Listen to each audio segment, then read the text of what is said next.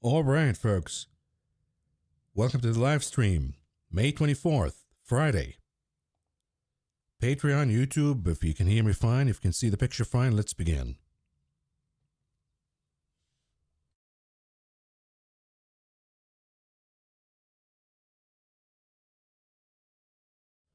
All right, folks, let's begin with the obvious and then the not so obvious. The obvious, of course, is we get a gap higher. A lot of puts contracts have to be killed today. And now we have this consolidation of, let's say, a bull flag pattern until proven otherwise. You see the battle that's going on here in the hourly charts. You see the momentum has been bearish under consolidation here. Then it accelerated yesterday. Now we're trying to do some recovery. If you get a confirmation, now you got the RSI firming up, the Vortex indicator firming up, you could go higher, back to retest the high here at 531.50. But here's the problem though. When you look at the MACD indicator, can it curl back down after this look if we expand it a little bit? The answer is you have to check with the RSI. If it is oversold, then possibility is probably not going to happen. But when you have a look like this, then it's highly probable. There's a room in the RSI to push down and for the negative momentum to continue and re-accelerate again in the MACD. And of course, different indicators looking at different things. Some are looking at the differences between the lows and the highs of each candle. Others looking at the volume. So each indicator has its own thing that it cares about. But this is the dynamic right now. Let's identify a number that if in the hourly we close below, then we know that this bull flag is not going to play out. So if we look at the low of the wicks here, we'll look again at the shorter time frame, but if you look at the low of the wicks, 529. Here you have another 529. So we know that the chart is saying, wait a minute here, this is an important test that we've done twice that you got to pay attention to. So if we go to the 5 minutes chart, let's say the 15 minutes chart, better yet, and we identify 529 as an important number.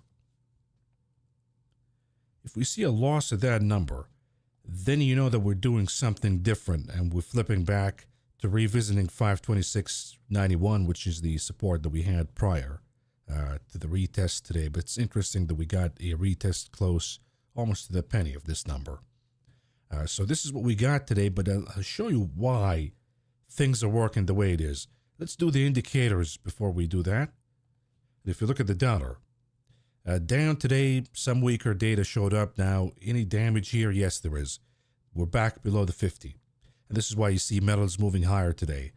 But you look at the MACD, you look at the RSI and the Vortex, I think that the dollar could come back easily next week with the macro data that's coming out.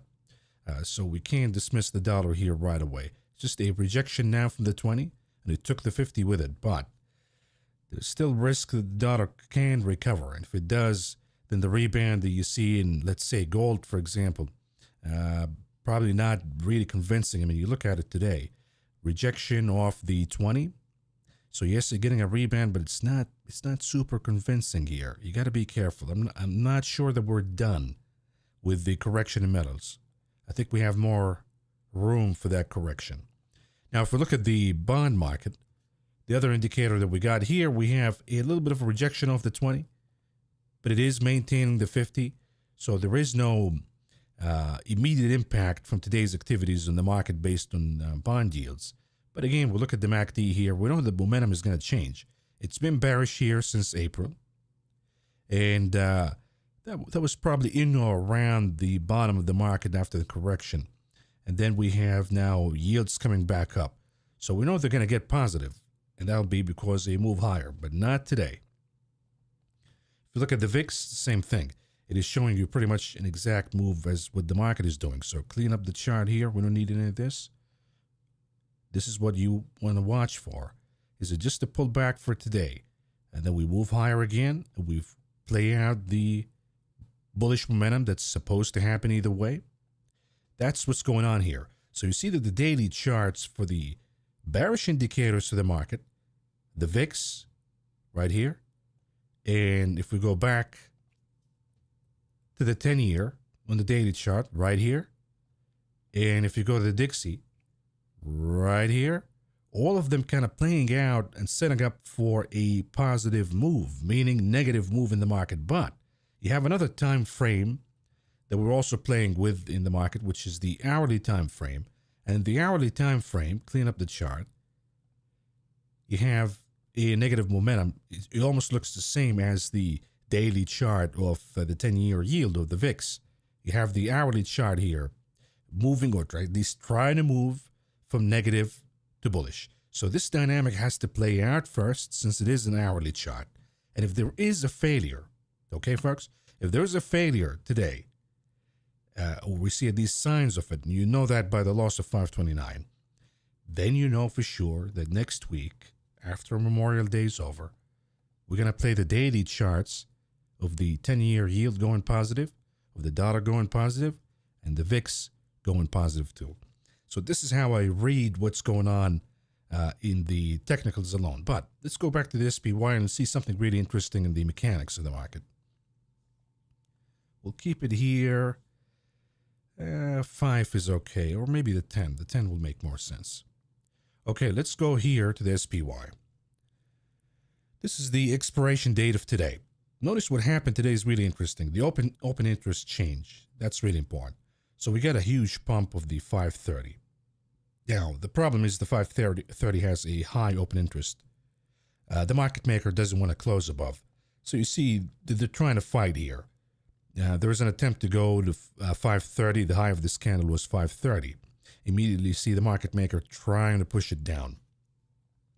They don't want to go to 530, so they don't want to pay these guys here because we have high number of open interest. Now, on the put side, this is really interesting. So yesterday we were talking about 40,000 plus in open interest for the 525. Turns out that the folks who were holding this contract booked their profit yesterday. So you see the drop in the open interest today. And that gave the market maker the permission. Let's say it made their job easier, because the market maker was thinking, hey, I got to push the market higher to get rid of the 525 people here. But turns out that they got rid of themselves. And that gives the market the permission to follow another feedback. Where's the other feedback coming from? Look at the OI change. What is the highest number here? 11,000? Well, that's below 525. What is the highest number here? 29,000 for 530. And that's what the market maker decided to follow. But now, of course, they don't want to pay them, so they're going to try to fight to keep it below 530. The risk of a gamma by the end of the day is high. Why do we say that? If the 530 wins, then there's a high number of open interest showing up here too. So we could see a big surge. Similarly, if, say, the 530 is a no-go, and we see sell orders showing up, then you see that the number of open interest right now for these contracts, 29, 28, 27, is still relatively high. So I think the close here will be really interesting, that we could see a squeeze one way or the other. So we'll keep an eye on it. If we look at other indicators, I mean, the Q's just following what's going on with the SPY and the tilted weighting in the technology stacks. But if we look at the IWM, this is really interesting because the IWM is still within a bearish engulfing candle. And the only thing that it did is just recover the 50 off a bounce from the 20 off a bounce from the 50. But the negative momentum is still here, folks. You see it going on in the MACD indicator. And to me, that's an interesting dynamic, that the daily charts are saying, watch out here. It's probably going to be dollar yields going higher, equities going down. But today we're looking at the hourly charts, and if we look at the IWM here, you'll see that this one was oversold, now played the oversold conditions, fixing some of that right here. Would it last too long? I think the daily chart is more important. And the pop here, my 2 cents, probably will roll over. Look at the SPY, we'll keep it here while we look at the big guys. Apple, rebound from 187, it's the same thing, oversold in the hourly. So the hourly chart gave the market a lot of support today. And Apple, of course, huge contributor after a rebound of 187. Problem is, does it change anything here of the inevitable that's coming for Apple, which is loss in momentum? And again, loss in momentum doesn't mean that we're going to flush down. Loss in momentum means that probably the upside that you've seen since here, the huge big days, that the upside not going to happen anymore. And you're probably going to either consolidate or trim some of these gains in a pullback. So that's the inevitable, and you see it in every chart. They're all pointing out the same direction. but the hourly saying a different story right now. So we need to see what happens with the hourly when it fails, begins to roll over. Then the daily takes place. So that's Apple for you. What about Microsoft? A little stronger than Apple. It's been stronger. You got a really strong retest here at 424.56. You see that consolidation, the resistance, and then huge retest today. Problem is good enough to get Microsoft above the previous highs to avoid, let's say, a topping and a shoulder. Not good enough, because any roll from here tells us that Microsoft is weaker, but confirmation that it's going to flush is once we lose the really important support here of 424.56. Then you see the floodgates opening. But for now, they're all trying to do some recovery here and play the hourly momentum. You see it the same way, although better looking charts than the rest, Meta and Google. So you see that Meta on the daily is not showing anything near Apple or Microsoft or even the S&P. So if there's anything that you'd probably go long if you want to pick on the big caps, Meta playing out this bull flag probably wants to close the gap. So still not above, closing above 476, but it looks as it has more room to the upside than any other chart in the big caps. And the same goes for Google to a certain degree, but Google, you can see it's showing more of the look of Apple, more of the look of the S&P and the Qs, that the daily momentum has stopped. So Meta's the only one that I see, honestly, that's looking pretty good for the big caps. Amazon is the same thing. It's already rolled over. So again, it's really just Meta. And you see this in the daily chart of the SPY also. It's going to roll over. It's just a matter of time. You have the Qs also really extended here. Not rolling over yet because of NVIDIA, but it's inevitable. So let's talk about NVIDIA since we already talked about it. Here it is.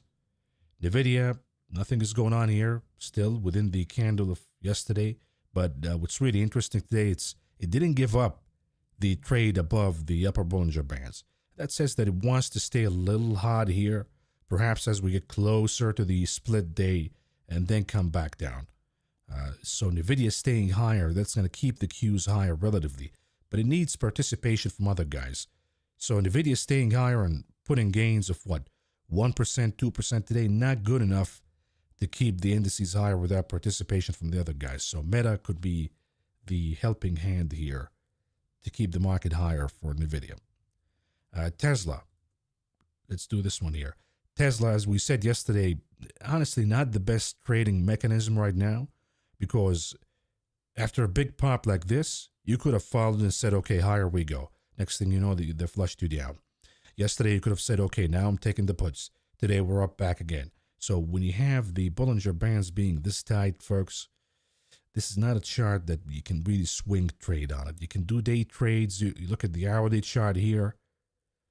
You can follow some patterns that you see in resistance, in support, but as far as swing trading, for example, here in the hourly, when it got really overbought, you buy some puts. Now it got oversold, you buy, but you can't really trade it on a daily basis. Let's just put it that way. What else? We have Bitcoin. That's really important in looking at the market all in all, and we see that this ABC still has the possibility of playing out. Maybe Bitcoin cooled off enough here to gather the next leg higher. That means Coinbase, that means MicroStrategy, that means Robinhood.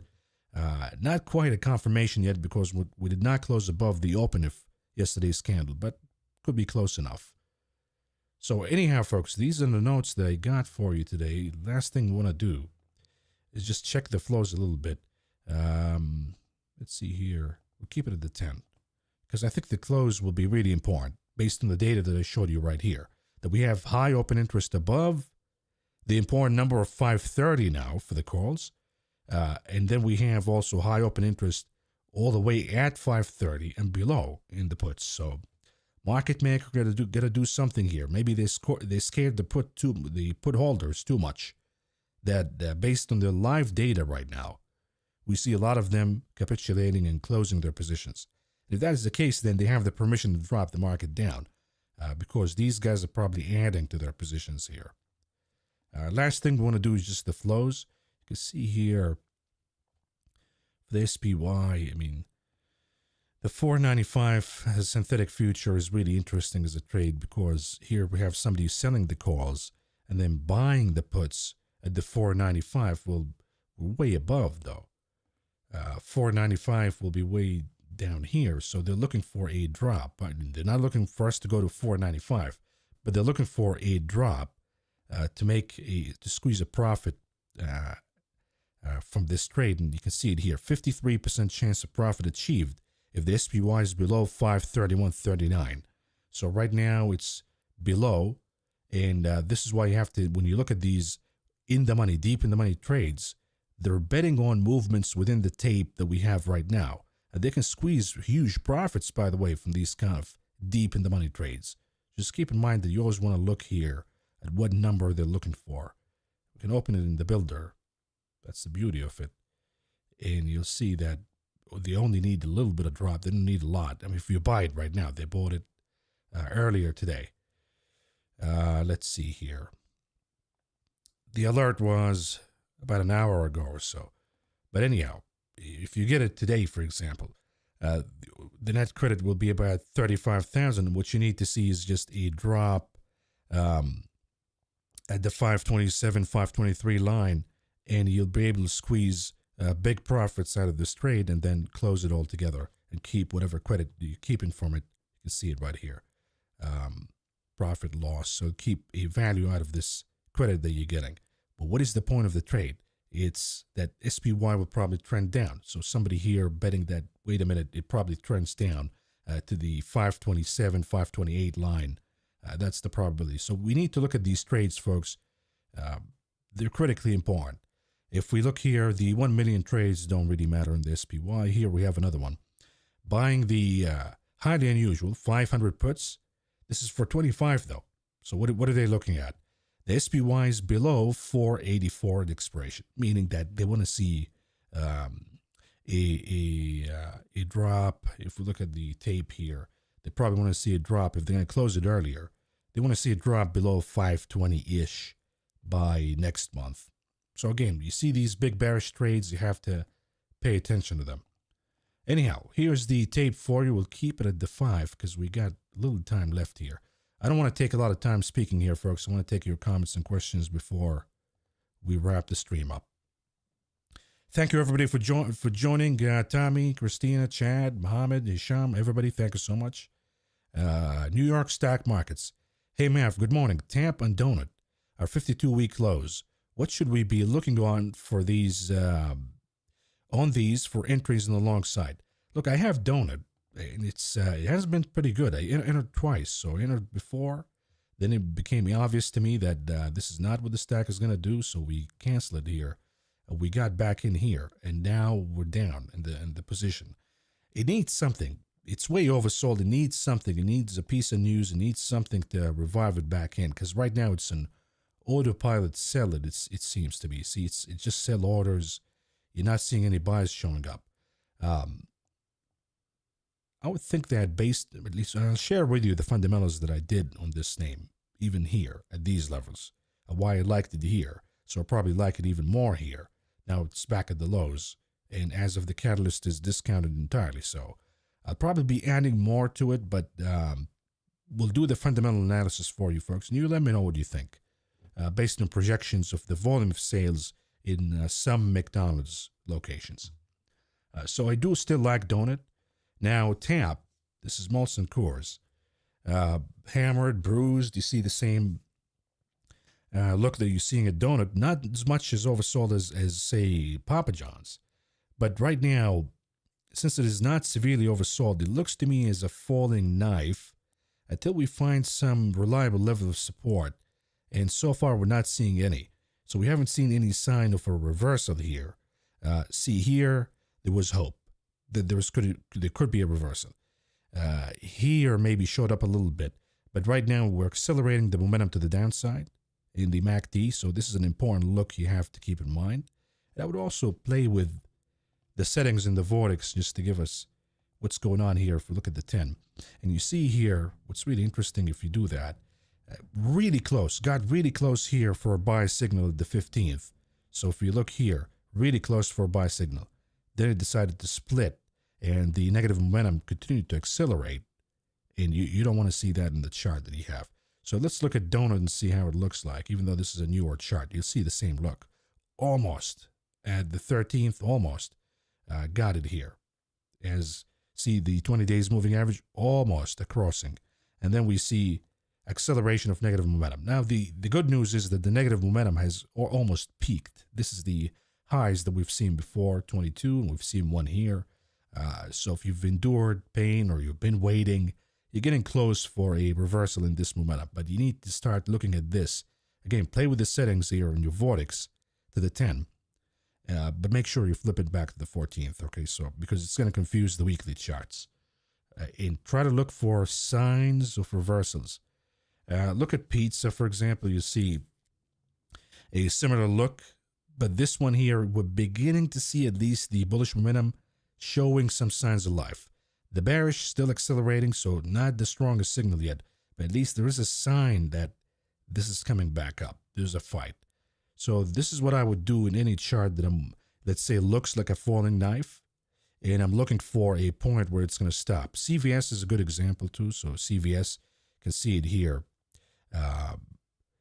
We have the bearish momentum actually dropping in CVS, and then it, whoops, here it is, now coming back up.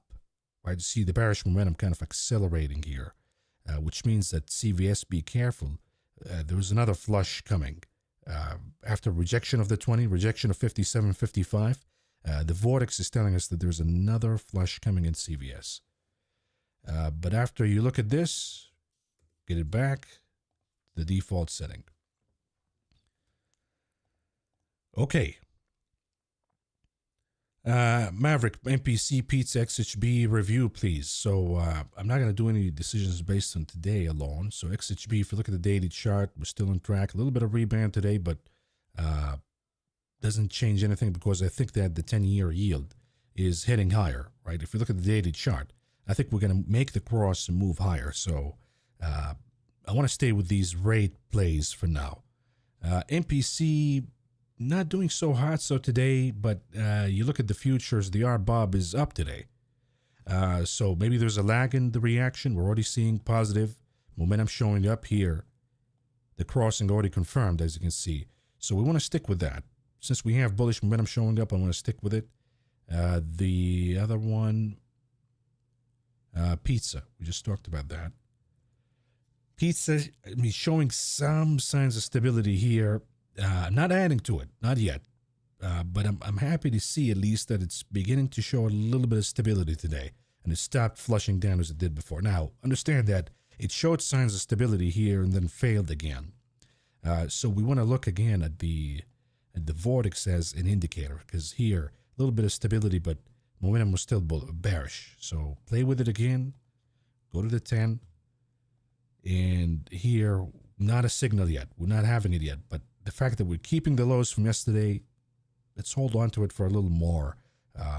All you need to get is a piece of good news, an analyst saying it's oversold, it's a buying opportunity, whatever it is, and you'll get a pop out of it. So I want to keep it for now.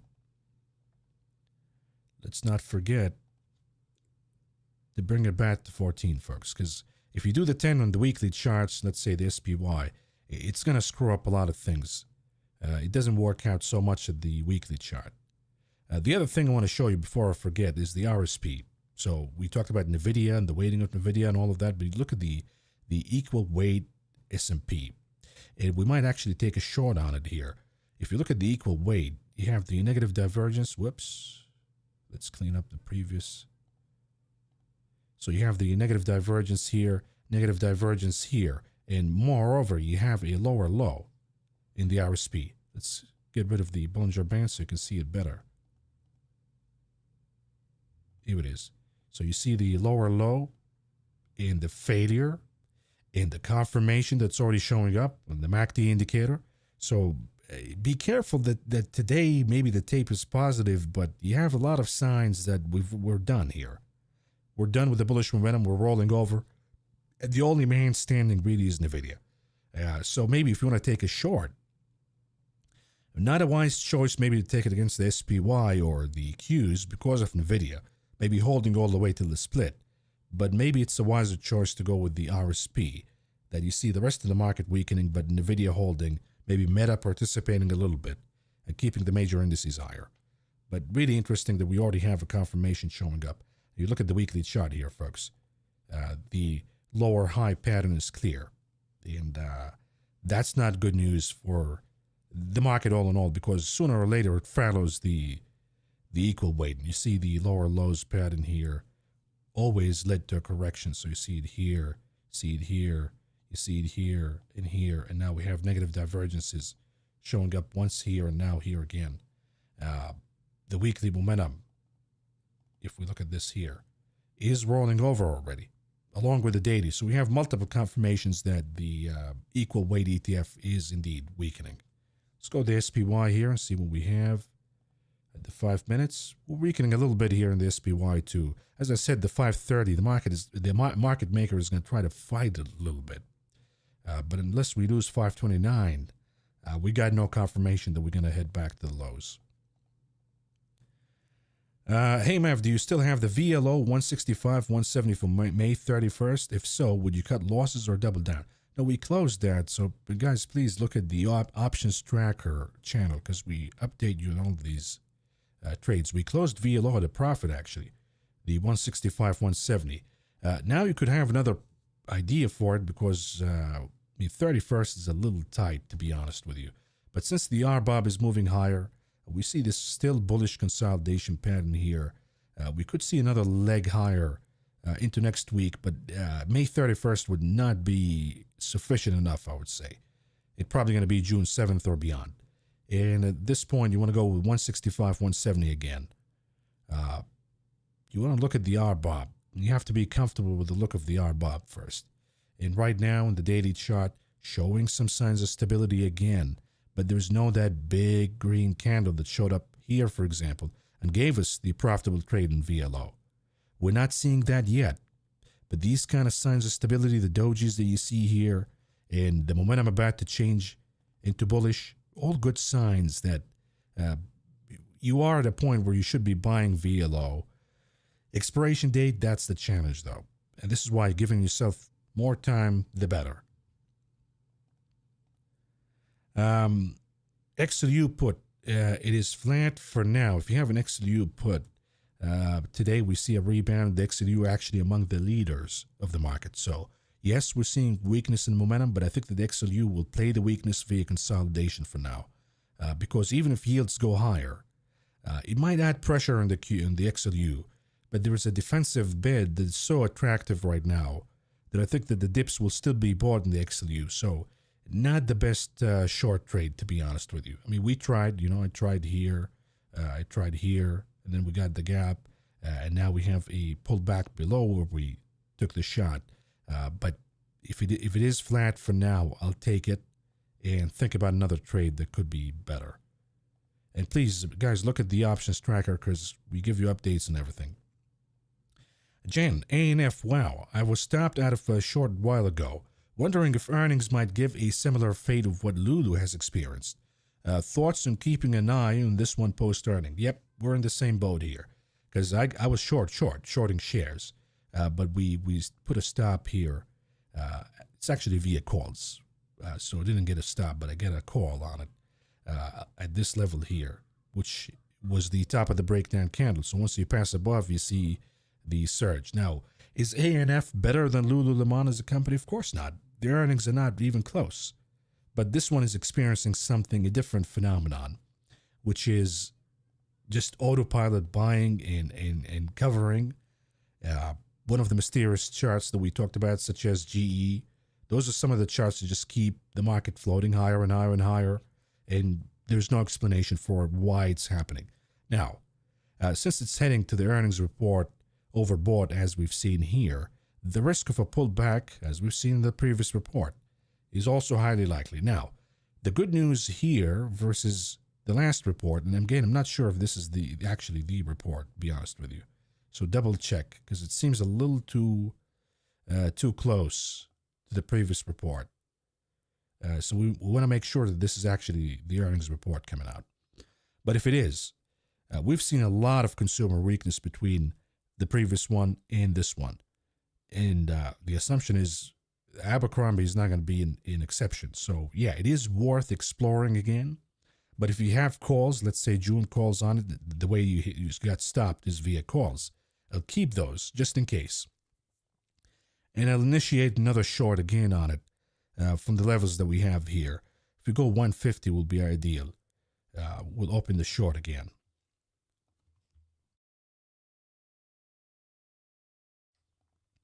Okay, here we have any thoughts on APLD for a long? It looks good as the weekly for a long, but not sure on the monthly.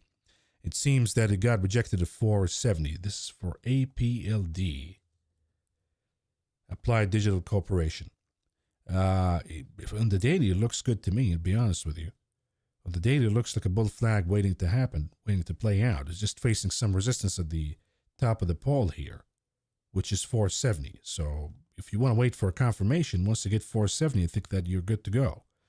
A little too hot in the daily, but it doesn't matter. Once you get a confirmation and you close above, I think that the daily might settle down a little bit, giving you the opportunity to buy. Now, if you look at the weekly, anything here, I would say relatively, the chart, I mean, this is, if you're the .com days, of course, but on the weekly chart, if we're looking at the recent momentum, because the problem is with this kind of volatility, it screws up the feedback that we're seeing in the MACD. But so we have to look at the most recent one. Even though it's a little influenced by the past, always, in any MACD indicator and any of these momentum indicators. But here, you see the crossing gave us a few weeks worth of gains in the name. Now we have another one, and it's just beginning, in my opinion. So once you pass 470, I think you got a confirmation that at least you close the gap in the weekly. And the close here was 750. So you can go from 460 to 750. Worth taking the shot. Well, the monthly now, that's not going to be important to you in the monthly because you're only trading for a few weeks. So you're not going to hold it for a year or 2 years. So the monthly doesn't really matter. Okay, here we have another one. Thank you so much, Ryan. We have Open Box Algo. CNBC analysts say we are monitoring the credit market, and it is holding. So the market is okay. What do they exactly monitoring? The yield? They're looking at the credit market, meaning the lending market. So they're looking at the stress levels, say commercial loans, commercial real estate loans, with the current level of yield in the bond market. We're seeing a stress level on the banks that made those loans. That's what they mean by monitoring the credit market. But of course, they look at the data on the surface. They're not looking at the specific details. So you've heard similar statements just before the crash of Lehman, that the credit market is okay. Matter of fact, the Fed chairman said that the credit market is okay. But the problem is you always have a specific lender with bad loans, and that data is not going to come up to the surface unless, of course, it's after the fact.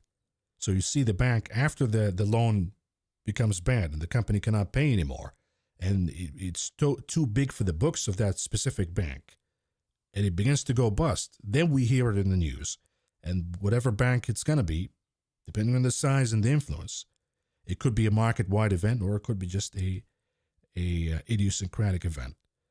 But when they say credit market is holding, yeah, that's the data that we all see on the surface. But do you know what's going on in each individual name, each individual bank, and the respective lending partner in commercial real estate and other sectors of the economy? They don't know that. Are we going to crap today? OCK Cult. I gave you the data, right? So there is a possibility that we crap if we do indeed lose the 529 line in the SPY. We see folks in the calls. That's the most important element. Of course, we can't see it right now. You can update the volume, but that's not going to tell you. But you have to see these call options beginning to book profits at the 530, 531, 32. If the open interest is being reduced here, and the market maker sees all of that in real time, if they see that, then yes, the feedback will be okay. Let's protect against the puts, and we'll see a drop before the end of the day. And notice that the volume is low today because of the holiday, upcoming holiday. So It's all about the market maker and the dominance of options today. It's super low. This is the lowest volume since the holidays of last year. So the volume is dead today.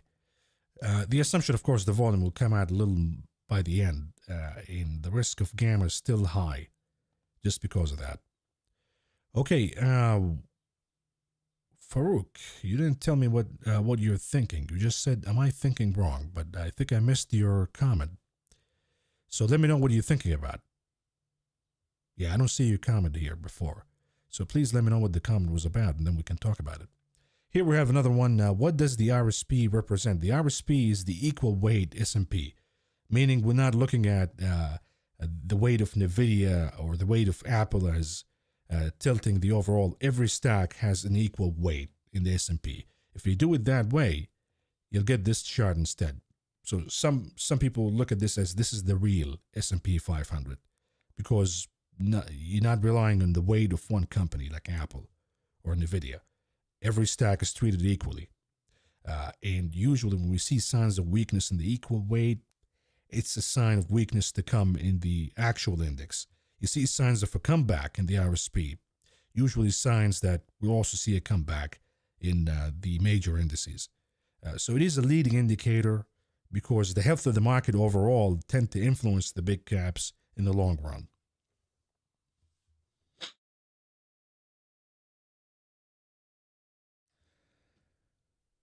Okay, CRM reports 529. Any trade ideas? CRM is not doing pretty good today. I think there's a little bit of an influence from Workday because that guy got hammered today.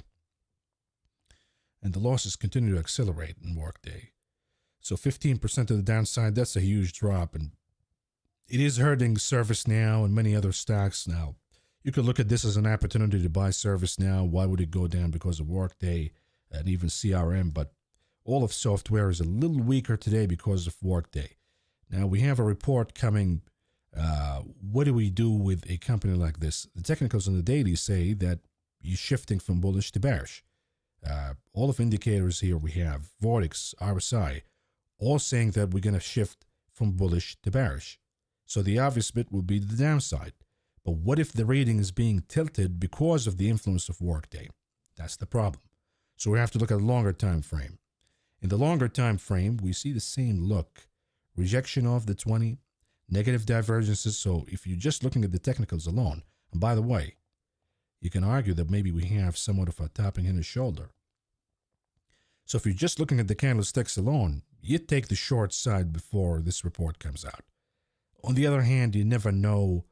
Maybe they're going to split the stock or issue dividend or buyback or surprise this and that, and it might pop higher. So you never know. But based on the charts alone, I think the downside is more dominant as a play than the upside. Now, if we want to do options on it, let's brainstorm some ideas here. I think that this support right here is pretty strong. So 265-ish is pretty strong as support. We'll keep that in mind when we build the trade. So let's go here and do puts and CRM. Report comes out next week, so that's all we need, just the 31st. The puts are really expensive, though. $850 because the implied volatility is 60. Wow. So we're probably going to go with something such as the 265 because 5% maximum is what I would go to in 1 week with earnings. So we're going to sell the put at 260. Now, is the risk versus reward worth it to risk $2 to make 3? Maybe, but not the best risk versus reward. Let's do 255. Risking 350 to make 650. A little better, but now you're paying more. So you see the problem here. And any pop higher, of course, would kill the entirety of the trade. So keep that in mind, that it might look sexy to trade, but the premiums are way too high. And of course, if the stock moves by a little bit, maybe 265, but not quite below, and the volatility drops down, then it's going to become really hard to flip it into profits. You see the reduction in value. So just keep that in mind. Not an attractive pricing for CRM, to be honest with you. All right, let's do it. I heard about the issue with REITs. Is it worthwhile to look for weak names to short that are in the XLRE? That's an intriguing thought, but the problem is they're also fluctuating based on expectations of the Fed policy. So we talked before about MPC, right? The not MPC, but medical properties. Let's type it here: medical properties.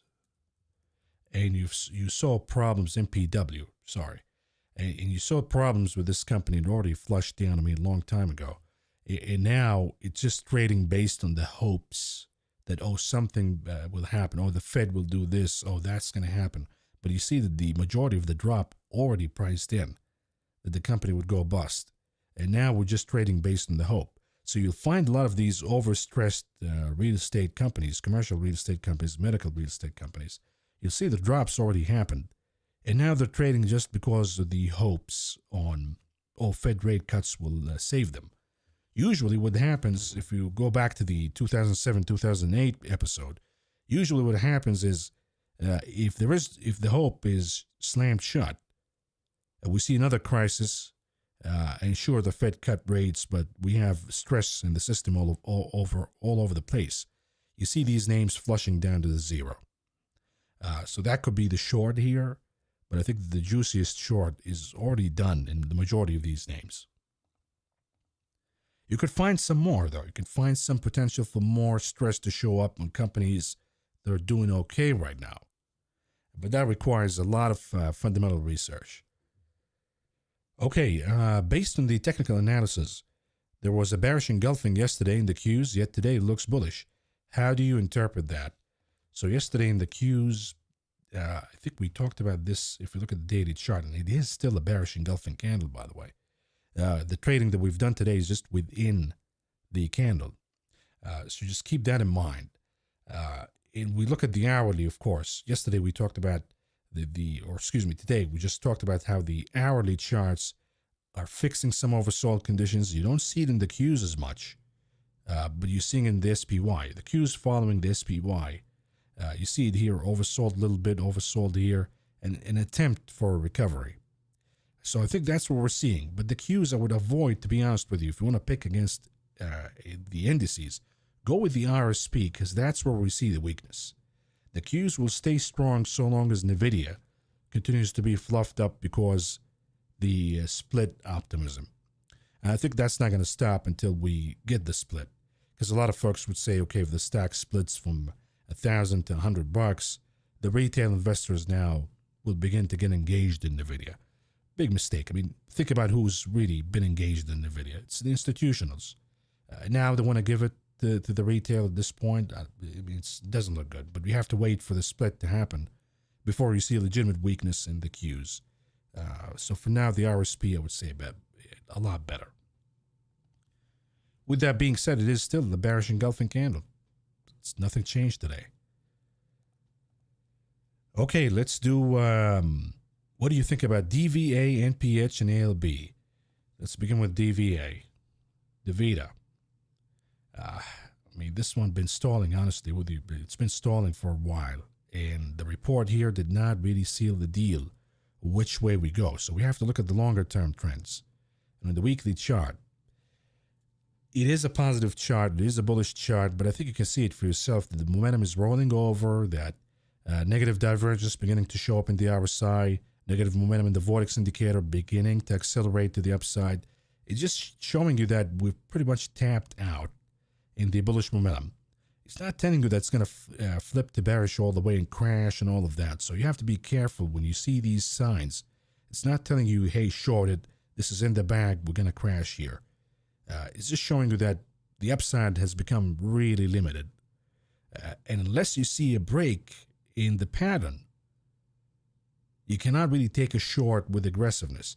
And if we identify the important supports here that we see, notice that here was an important reaction, here another important reaction, here again another important reaction, and of course these last support that we got here. So we'll take the most recent one, and you see that it is close enough the previous two reactions here, close enough to the 20 weeks moving average. And that'll be, let's say, 125.64. I think once you lose that, then you got to trade all the way down to the lower Bollinger Bands where you might find support down here. But right now, all it's saying is just watch out, upside is limited for now. Now let's do another one here. We have ENPH, NFAs. Do we see signs of life in this guy? Because the ticker TAN began to move a little bit. On the weekly chart, there's nothing going on. It's just consolidation. It's been actually under bullish momentum for a while. It's accelerating that bullish momentum a little bit, but not good enough for me to say it is a buy. Daily, no update here. Still consolidating. You're better off going with TAN. If you must go with solar, just go with TAN. Because this guy appears to be breaking out. It might help Interface, but I think you'll be better off with TAN. Just so you don't have your eggs in one basket. It is, again, consolidating just like Interface because of the weighting of Interface. But I think that if I'm going to bet on solar, I'm going with TAN, not Interface. And then we have ALB, another interesting play that comes and it goes, and it's been consolidating again, doing nothing in the grand scheme of things in the weekly chart. Nothing really happened. The problem with ALB, if the dollar goes higher, usually it trends down. When the dollar begins to trend down, it catches a bid, but ALB is heavy in lithium, and we still have weakness in demand in lithium. So if you want to bet in the miners or any metals, skip ALB. Pick something that has more exposure to copper, gold, silver. Those are the ones that are hot right now. So, I mean, even WPM, which is the one that I own, could be a better play as it cools off here. Look at the weekly chart. A little too hot, to be honest with you. So with the gold and silver pulling back, I'll give it a little more to cool off a bit.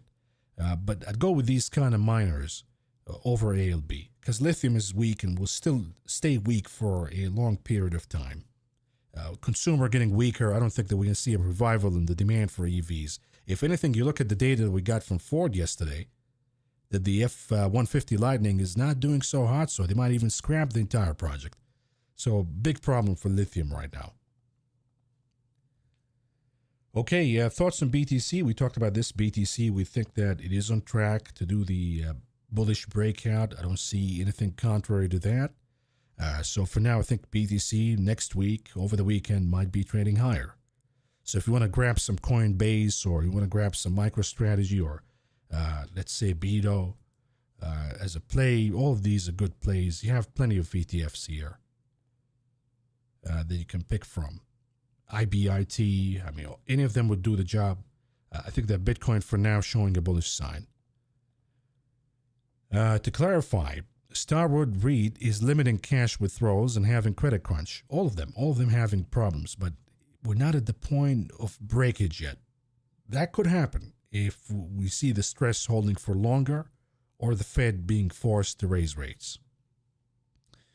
Okay, maybe a dumb question. If a place puts on a stock and that company afterwards goes bankrupt, do you still get paid on the put options?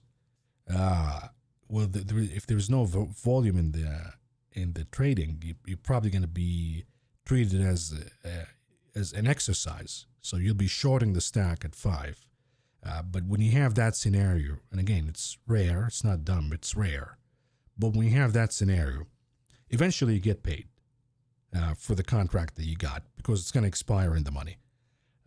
But it takes time until things settle down. So personally, I've never been in that situation before, but I've been in a company that back in 2007 that shorted a stock that went to zero, bankrupt. And it took a little while to get paid. It actually took all the way till 2010, 2011 to get paid. But usually you're not going to find individual investors in this scenario. You'll find big funds, hedge funds in this scenario. Betaman, GE and BSX have weekly average size of 82. Any thoughts of fading them? When you look at GE, look, we tried to short this guy multiple times before, and you have a head and shoulder that's no longer applicable here. I don't think that's a head and shoulder anymore. I would not. Why would I short it? It's an autopilot buying and never stopped.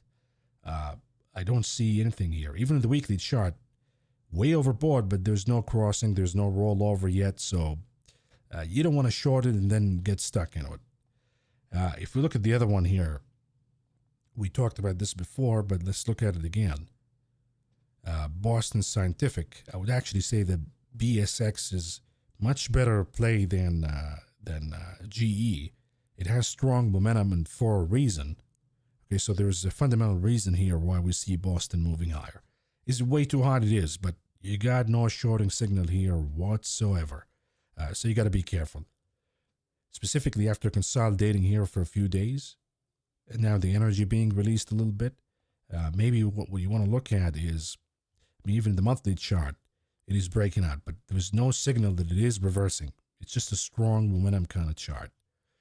So we'll leave those alone. Either you follow the momentum and you ride and you squeeze a little bit of gains here and there, or you just leave it alone.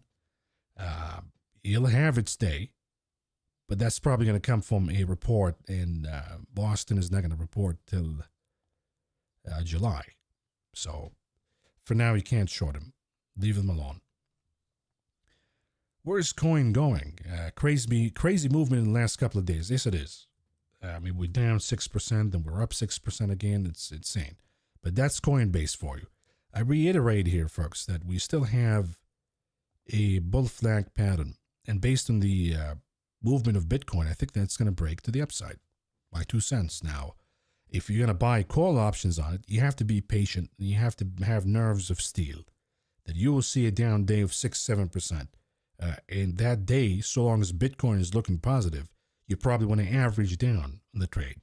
But right now, I would go with, let's say, 250. But you need to go for a longer expiration date. So if we do Coinbase, we're going to go to 250 calls. You'll find out that it's really expensive, though.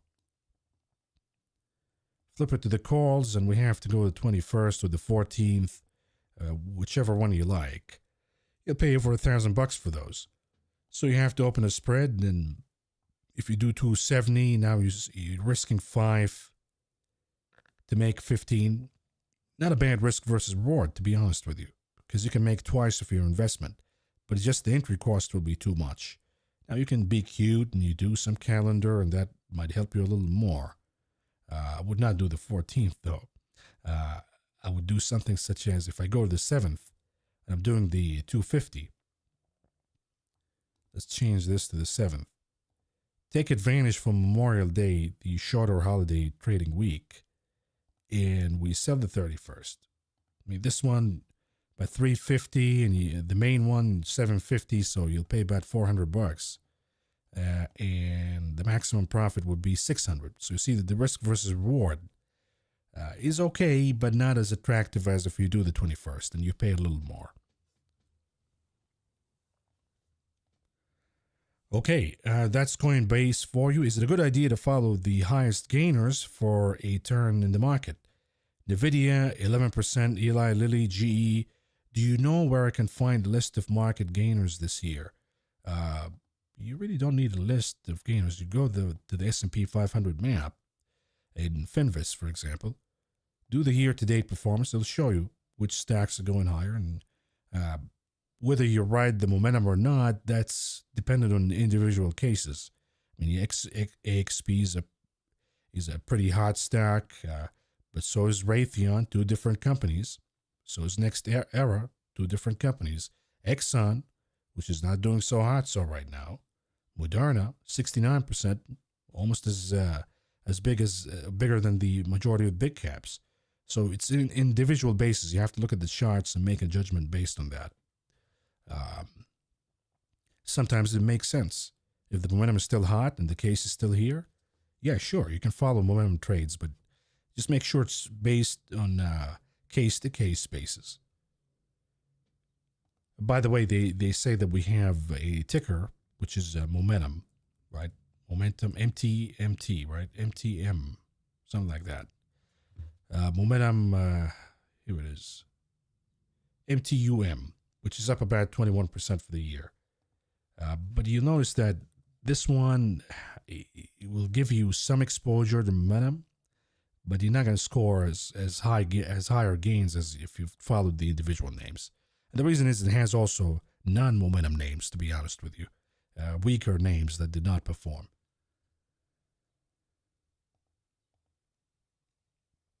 What tickers can I use for the 10-year and the 30-year? TNX and TVX are not working anymore for some reason. If you're betting on yields, the TNX is pretty much the one we'll probably go to, but you can trade inverse. If you can buy options, you could trade against the TLT as an example, or against the TMF. But if you don't want to trade options, then you got the bond yields. I mean, the problem is those are the ones that we probably go to. Unless you pick the inverse for the bonds themselves, that could be an option. But usually the options that we got for yields, I would say that the TNX is the most liquid one. But again, you can play the bond market via XHB, via IYR, XBI. So be a little more creative. Think about the outside of the box, because the TNX is the most direct play for yields. But think about what else you can play for yields. That's what I would say. Okay, let's go back to the SPY here before we wrap up the stream and see what we're doing. Here's the 3 minutes chart, or let's do the 5 minutes. I do like the 5 a little better. We're challenging 529. Again, if depending on the feedback what the market maker is seeing, if we decide to go below 530 and the puts are still here, we might see a little bit of a flush by the end. So maybe beginning to show up right now a little bit. So we'll keep an eye, folks. Let's see. You're seeing now the flush showing up a little bit. That's all an element of the mechanics that we just talked about. So now the puts, you see that probably the market maker got a feedback that the 530 capitulated. The ones above probably capitulated a little bit. You see the open interest down. We're not seeing it right now because that's the poor man's data. The market maker has the live data. But the puts have a huge number of open interests, so maybe we're seeing a little bit of squeeze here playing out. We'll see what happens, folks. Interesting session, but we got to go to Discord because we have a lot of folks probably waiting for the chat. So we'll be back on Discord. Now, the target for the SPY. Look, if we flush down in an inverse gamma today, it'll probably stop. Here it is. It'll probably want to stop at, I would say, 527. You don't want to go below that if you're the market maker. And if you do that, you'll kill a lot of calls again. So 2 birds in 1 stone, but you'll be obligated for the puts at this point. So we'll see what happens. I would say that the market maker will probably, since if they scared out the calls, they probably want to push it back up a little bit and try to close closer, but yet below 530. However, if the puts begin to show up for next week too, then that gamma squeeze, inverse gamma squeeze scenario will play out. Anyhow, folks, let's just wrap it up right here. We're probably going to interesting close, so we'll be in Discord in the chat in a minute. So we'll see you guys there. But happy Memorial Day weekend. Enjoy yourself and good luck. We'll be chatting with you again soon. Take care.